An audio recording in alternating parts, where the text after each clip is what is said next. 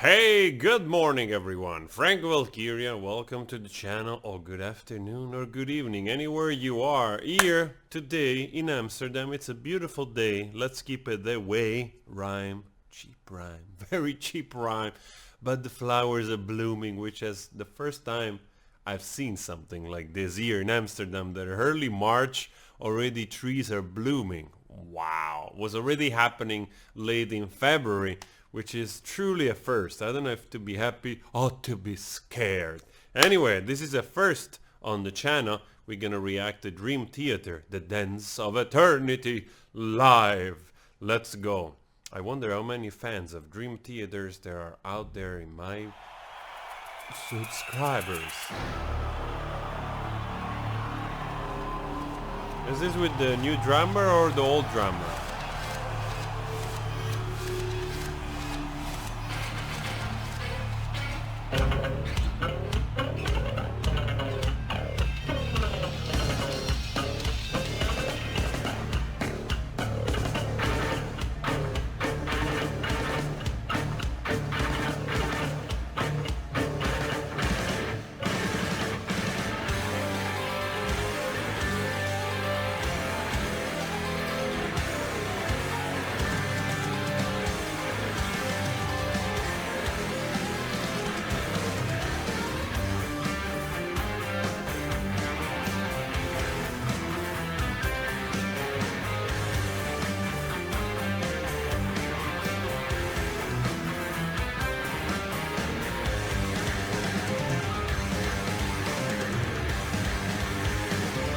It looks like the old drummer, if I'm not mistaken. But anyway, it doesn't matter. It was just for fun, because I know that somewhere they changed lineup. I actually don't know if even if somebody else changed. Truth to be told, I was never a gigantic fan of Dream Theater. Just didn't get into it enough. So for me, this is also a nice opportunity to see, and I can already tell, like those guys are such incredible musicians. It's just a fact when you see like so much, like this dates all the way back to Yes, bands like Cream Crimson and Yes, which they made this genre, I think, very popular. Dream Theater were a little bit later, I think, in the 80s, and they were just a little bit more separated in this sort of more, progressive metal, so to speak, which I think also this gave birth later on to all those bands which they're famous today, like symphonic metal and that kind of stuff. So anyway, let's continue.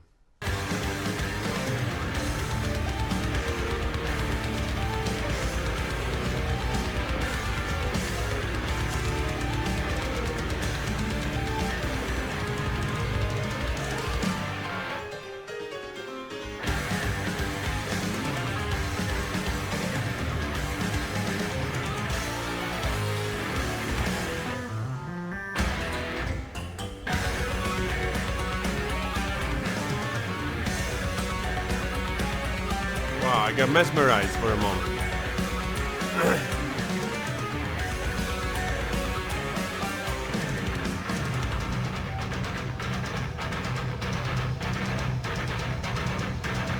Wow, there is an orchestra underneath. Wow. Those time signatures, man, those changing of time and everything really shows also how, like, what competence, those musicians have. And truly, I always say this, those bands which they've always been looked a little bit like out of, or pushed out of the mainstream because metal and all that, that kind of jazz. They're establishing themselves to be more and more iconic, and also representing the better part of what people, what kind of music people made in that period. You know what I mean? You look back at this, and this starts to get more and more classical music-like, status.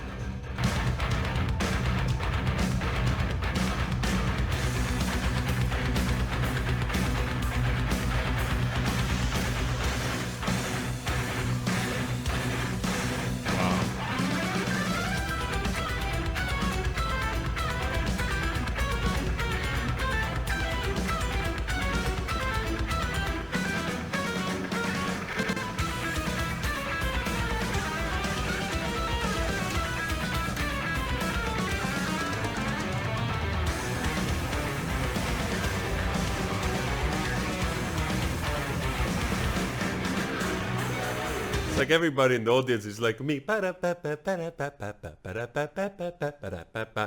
mean, this is it's always very difficult because either you love it or you just don't like it.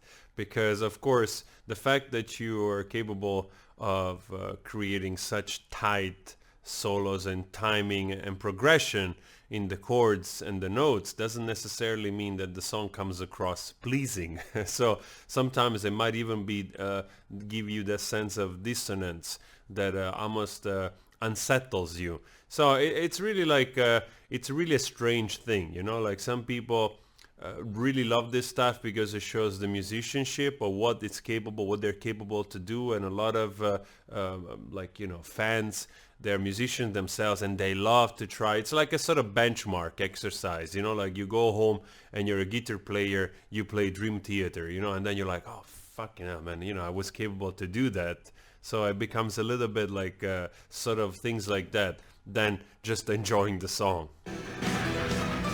But there are parts, you know.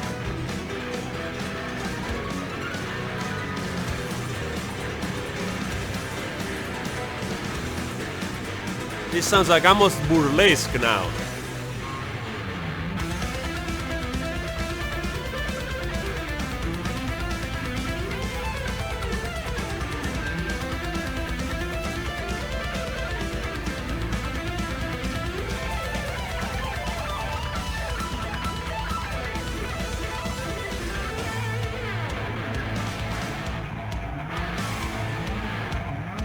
Wow.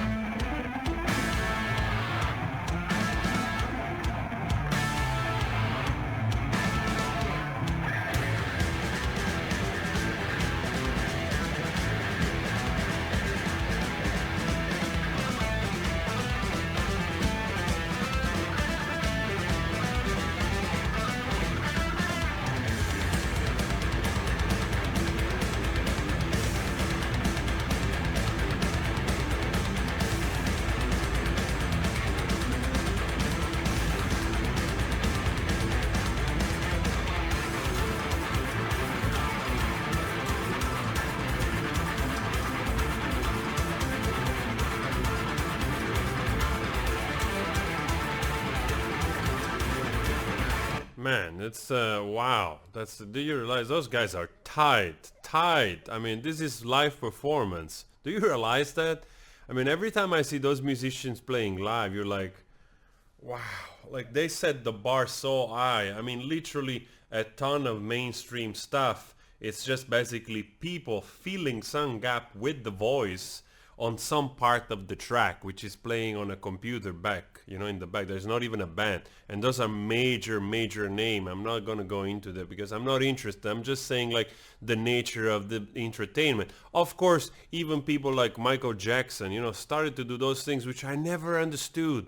The shows, they got so big in MJ later on life, and it just was lip syncing, and I never got it. I never understood, like, you know, when I found out, I was also like, what's the whole point? At this point, you know, a ticket of Michael Jackson is so expensive for people to buy, and you're just going there seeing like literally a guy dancing around lip syncing to his own music. And you know, like, so today there's a lot of that in between, you know, like where you know, there is like parts where the singer comes in, you know, so to give a little bit more that sort of real experience. But in the end, there is a ton of like playback. And when you see musician like this, you just have to go like it or not, you're like, wow, music played live by a freaking amazing musician. Yeah.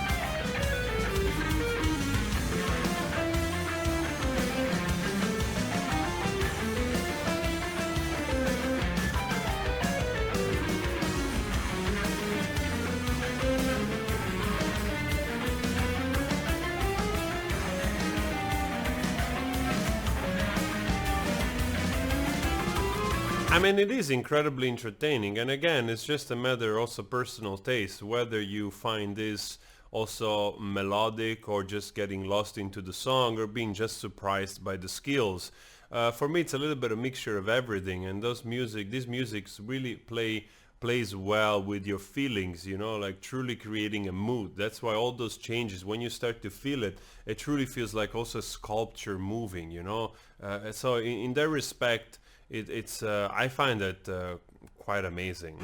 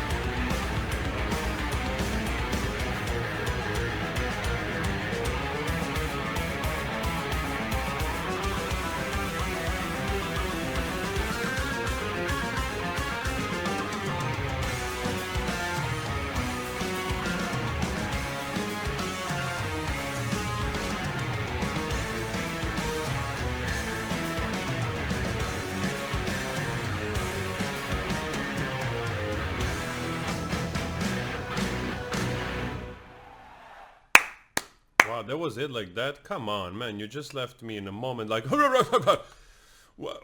You just left me like crazy. I was choking on my own speed, sorry guys. Anyway, Dream Theater, The Dance of Eternity. What a dance, man. I'm really curious to know if I always ask this also because I have a lot of audience in South America and in Mexico. I'm just wondering if they came there like in Argentina, Buenos Aires, or played big concerts somewhere in Mexico, because I'm pretty sure that they must have like a big foothold in the you know, like Spanish speaking countries, this type of music. There is a lot of rock and metal in Argentina and around, so I'm pretty sure they must have been gone around.